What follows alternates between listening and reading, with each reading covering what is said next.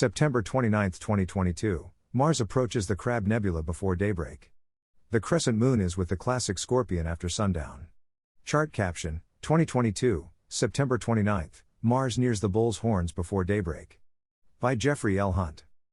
Chicago, Illinois, sunrise, 6:46 a.m. CDT, sunset, 6:36 p.m. CDT.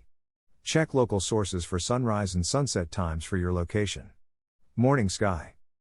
An hour before sunrise, Mars continues its eastward march in Taurus, near the Bull's Horns. The planet is beginning to slow its eastward trek to reverse its direction in about a month. This morning, the red planet is 5.8 degrees from Zeta Tauri, the southern horn. Chart caption, 2022, September 29, through a binocular, Mars appears near Zeta Tauri and the Crab Nebula, M1.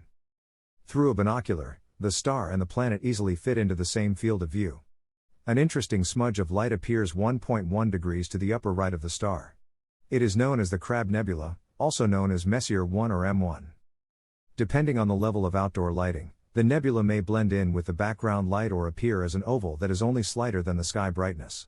At times through a telescope, with a bright moon or near city lights, the nebula can be lost in the night's lighting.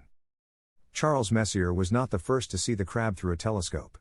While looking for comets, he spotted this small oblong cloud in 1758.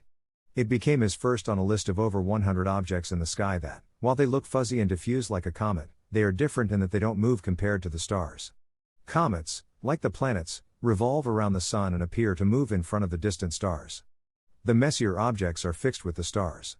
They are gas clouds, other galaxies, and star clusters. On the morning of July 4, 1054, a bright star appeared near the southern horn. The crescent moon was nearby, about 12 degrees to the upper right of the brilliant star. The next morning, the crescent moon, only 9% illuminated, was over 3 degrees to the left of the brilliant sight. The records of Chinese astronomers show that the brilliant star was visible for nearly 2 years and during the daytime for a period of time.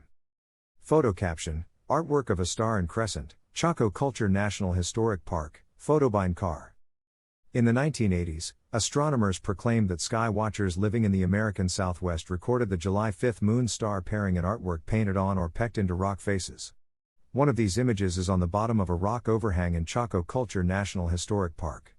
In his book Cosmos, Carl Sagan wrote, "In the American Southwest, there was then a high culture, rich in astronomical tradition, that also witnessed this brilliant new star.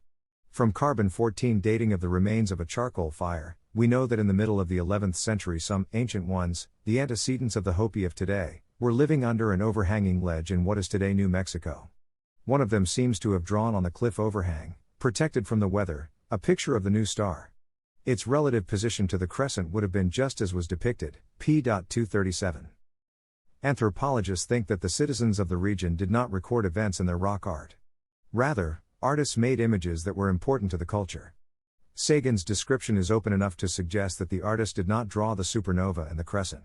Yet, from Sagan's book and television series, in conversations across popular astronomical circles, the Chaco supernova pictograph is taken as fact that it was the moon in the supernova of 1054. We should not be in such a hurry to press modern thinking on the cultural context of that time. This view of the Crab Nebula in visible light comes from the Hubble Space Telescope and spans 12 light-years. The supernova remnant, located 6,500 light-years away in the constellation Taurus, is among the best-studied objects in the sky. Credits, NASA/ESA/ASU/J. Hester.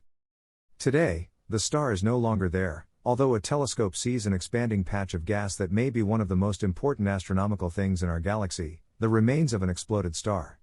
It is a supernova remnant with a rotating neutron star inside it. The cloud and pulsar do not shine because they are hot. The stellar corpse has a strong rotating magnetic field. When the field rotates, it sends out a stream of light at all wavelengths, ultraviolet to radio waves, making the pulsar wink on and off like a lighthouse and strongly illuminating the shattered remains of the star.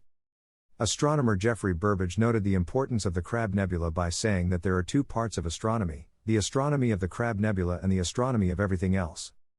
Evening sky. Photo caption, 2022, July 30th. The crescent moon with earthshine. Photo by MJB. An hour after sundown, the crescent moon, 18% illuminated, is about 10 degrees up in the southwest. Its night portion is bathed in earthshine, reflected sunlight from Earth's oceans, clouds, and land. Chart caption, 2022, September 29th, after sundown, the crescent moon is low in the southwest with Scorpius. The lunar crescent appears to be captured by the Scorpion, although the lunar orb is in front of Libra. The Scorpion's classic claws, Zuban el Janubi and Zuban Shamali, are to the moon's upper right. Dshuba, known as the forehead or the crown, is 5.3 degrees to the upper left. The moon appears as if it's about to be eaten. Antares, identified as the Scorpion's heart, is 12.7 degrees to the left of the lunar slice. The crescent moon appears with Scorpius again next month. By November 24th, Antares sets at sunset, reappearing in the southeast during mid-January before sunrise. At this hour this evening, Jupiter and Saturn are in the eastern sky. The ringed wonder, low in the southeast, leads the planet parade westward. Jupiter is low in the east. Mars rises less than 4 hours after sunset. Around midnight, the three are strung across the sky.